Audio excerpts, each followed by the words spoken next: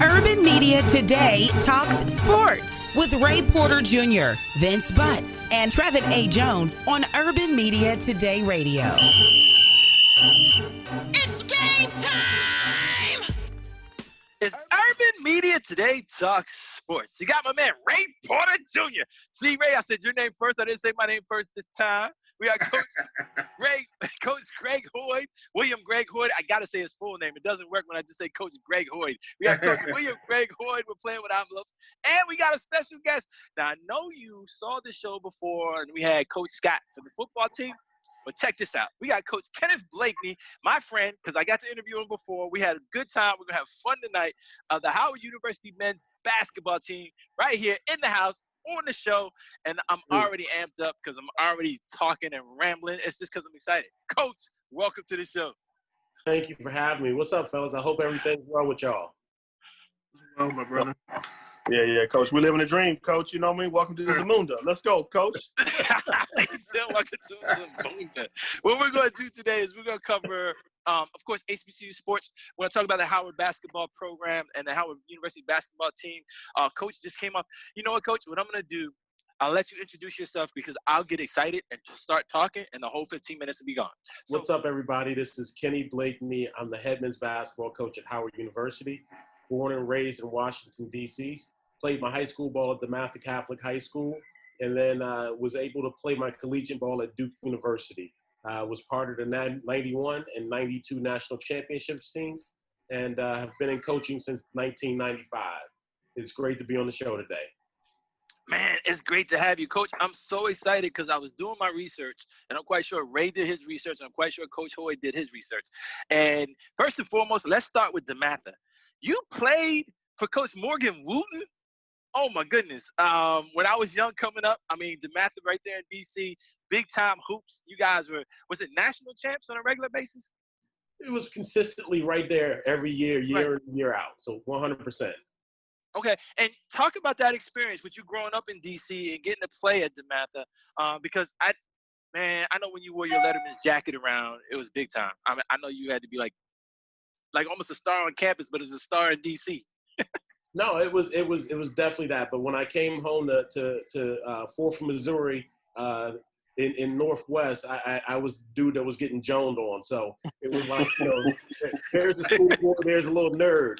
And the dude on the corner used to smack me on my head and send me home. But it was a lot of fun, and it was great because like I said, I grew up in the inner city in the urban neighborhood, and during that time, DC was really getting hit as murder capital of the world, and the city was real, and it gave me an opportunity to get out of my community, to get educated and have a chance to play for who I think is one of the best coaches that has ever done it, Coach Morgan Wooten, and provided me an opportunity to further myself and further my education. So I owe a lot to DeMatha.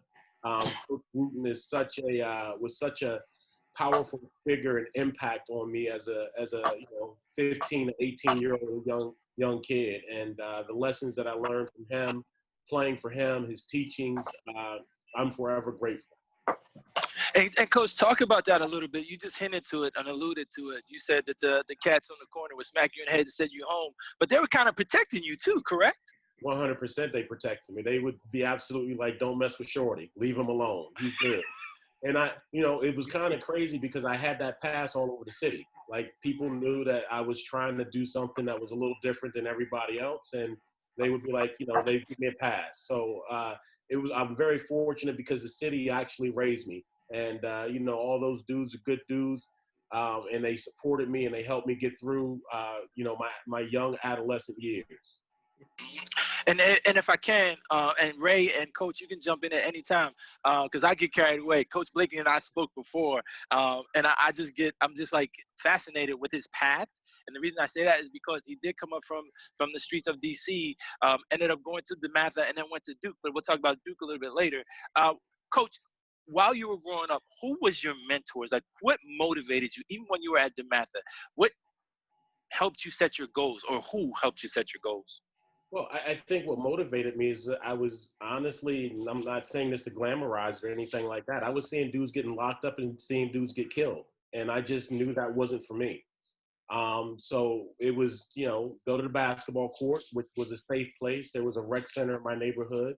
There was a gentleman named Mr. Fluff Parker, just passed in the last year, who was our rec leader and our coach.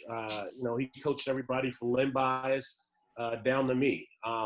And he just had an incredible, I think, fingerprint and connection with basketball in Washington, D.C. So I'm very lucky that this man was in my life, a part of my life, a huge part of my life. I grew up in the Metropolitan Police Boys and Girls Club system. My boys club was Boys Club number 8. And I had guys that were mentors like, Officer Buddy Burkett, Officer Pete Pinnell, Rick Davis, and all the guys that, spent time with me at number 8 and helped me out and to get to, to try to advance, out of the community. So I really owe a lot to my community. I owe a lot to my neighborhood. I had a gentleman named Jeff John that was a kind friend of mine when I was in high school. He allowed me to come over his house 4 nights a week and help me with my homework and with studying and all those kind of things, man. So the saying about how it takes a village to raise a child, that's really true on my part. And that's awesome, man, because it just shows you how much relationships rule our world. I mean, sounds like, Coach, you develop a bunch of relationships throughout your timeline, right, to get to the end result. That's important. I know definitely I want to talk a little bit about recruiting, but I'll defer to maybe the next quarter. But I'm elated because there's so many people that know you, and you've built a lot of good relationships around the country. So good job for that. Thank you so much. Definitely appreciate that. Yeah, and that's awesome. And I was going to say, Coach, something that you alluded to. I know there's another gentleman I'm going to bring up, too, when it comes to the AAU basketball that you used to play, a good friend of both of ours. But before I get to that, you had mentioned you were in the little league that you were in, and then there was officers involved in helping cultivate what you saw in the community, helping you relate to them, I guess, and actually being, for lack of a better term, mentors to you. And that's interesting because when you look at the time that's going on, officers are being questioned. But and back in the day, there were those officers, because my grandfather was a police officer as well, who, and actually some of them walked a beat, but actually would take time out with the police athletic leagues like you mentioned.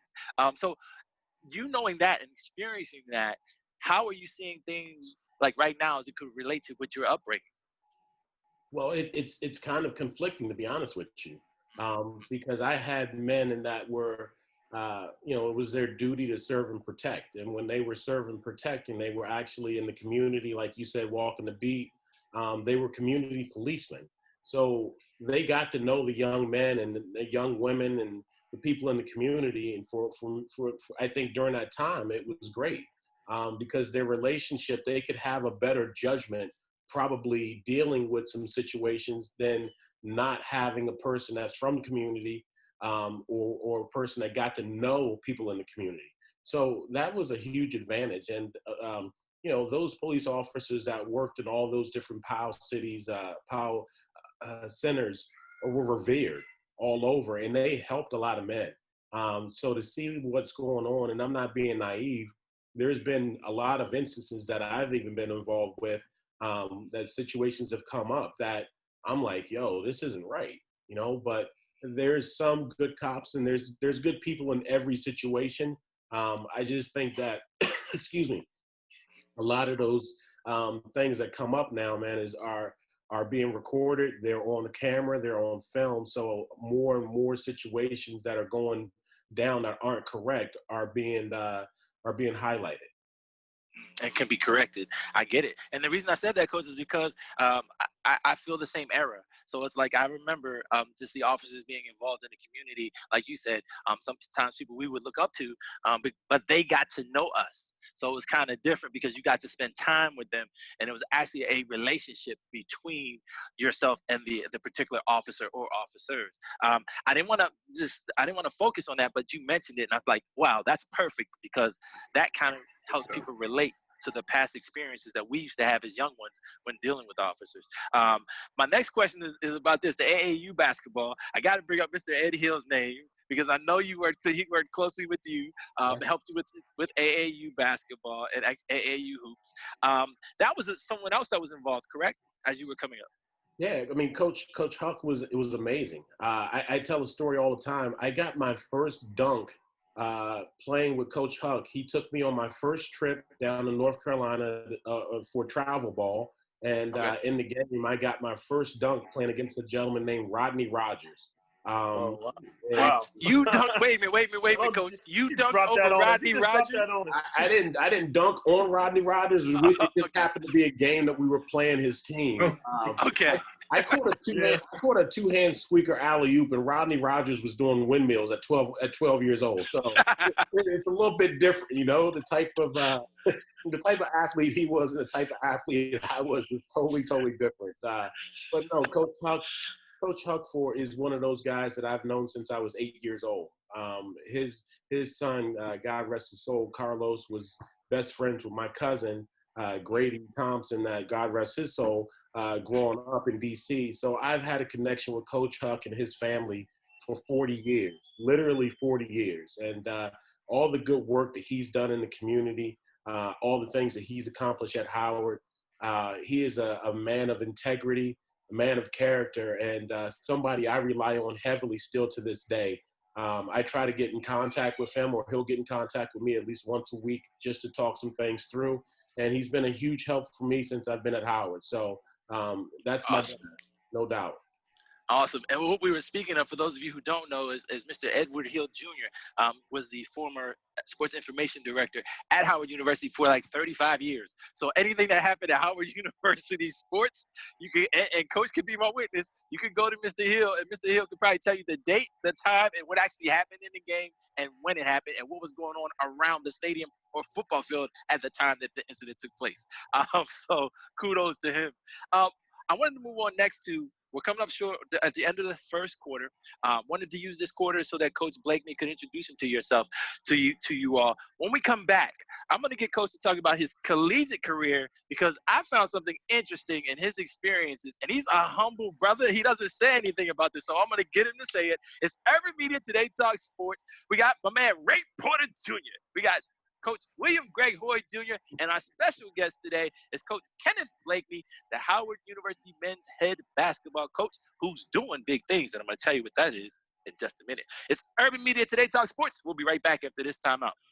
Urban Media Today is your source for entertainment, news, sports, and lifestyle. It's your online resource for health and fitness, providing tips to decrease your heart disease or increase your good spirits. When you can't find who made the top picks in HBCU sports or what part of the country is most exciting or affordable to travel with the entire family, Urban Media Today is there to provide you with all that you need and just a click away. Log on to urbanmediatoday.com now. Find us on social media. Urban Media Today, your lifestyle information and blog website.